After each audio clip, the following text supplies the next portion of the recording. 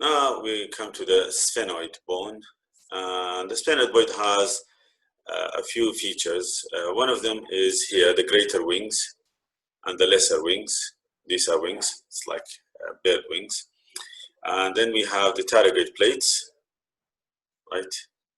Tardigrade plates here, medial and lateral. We've got the sphenoid sinuses. Remember that the maxillary bones, the maxillary, frontal, ethmoid, and sphenoid have all sinuses. There's 4 types of sinuses, and we have a lecture about sinuses as well. And then we have the foramina. Again, foramina are things that where you need to know these structures and what goes through them. There is the rotundum, and it is round. There is the ovale, which is oval. Let's see where we can see that. It's just around it. It's probably from this angle. Yeah, here we are. Yeah, ovale. Rotundum, ovale. Then we've got the spinosum and optical canal. The optical canal is where the optical nerve goes through, yeah. And spinosum, probably difficult to see on this one. Okay, this is from the other side. This is from inside the skull, and this is from up, as if you're looking from the outside into the face, and that's how the bone is.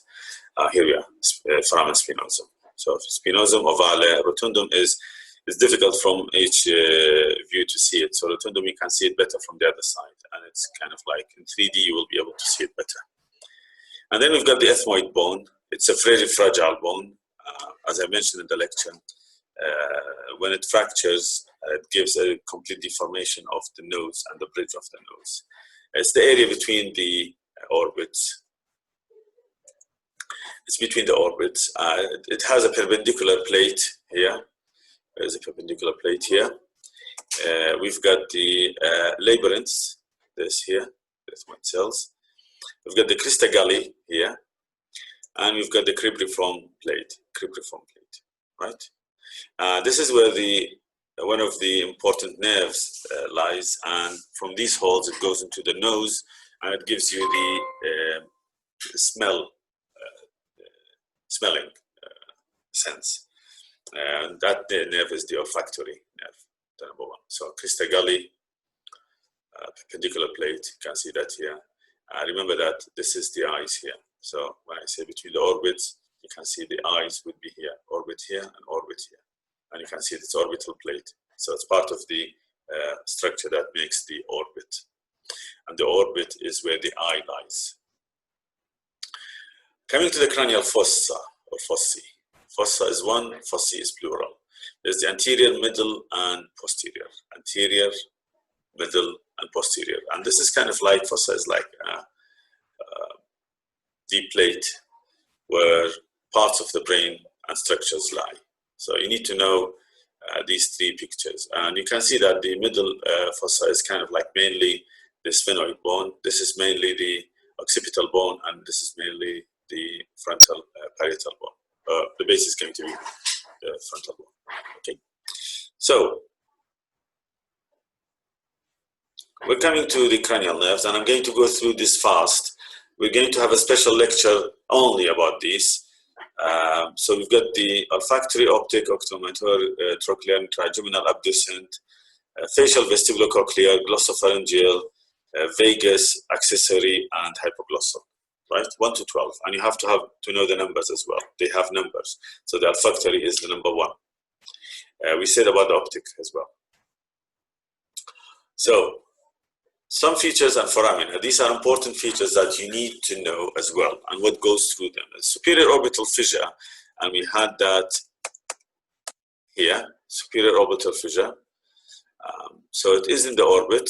It is superior, so at the top, and it is, as I said, it says here between the greater and lesser wings of the sphenoid bone. And what goes through it is 3, 4, 6 nerves, 3, 4, 6 oculomotor, trochlear, and abducent. 3, 4, 6. Why? Because they control the muscles of the eye. Think about it, right? And then there is one, which is the ophthalmic branch of the T is missing, ophthalmic branch of the trigeminal nerve. So trigeminal is 5. And it has 3 branches.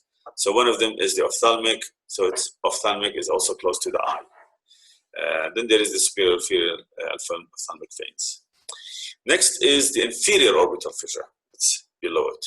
And that is between the maxilla and the greater wing of sphenoid. Let me see if I can find it here.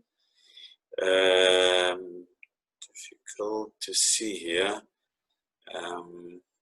It's not that easy to, it's between the greater wing and the maxilla, so it's kind of like at the bottom a little bit. You can see it when you look into the orbit from a different view. And what is in there? There's the maxillary nerve, right? Second branch of the trigeminal, which is the fifth nerve. And there's the zygomatic goes to the zygoma, which is zygomatic-official and zygomatic-temporal nerves. And there's again inferior ophthalmic vein. So maxillary. These are just basics to know.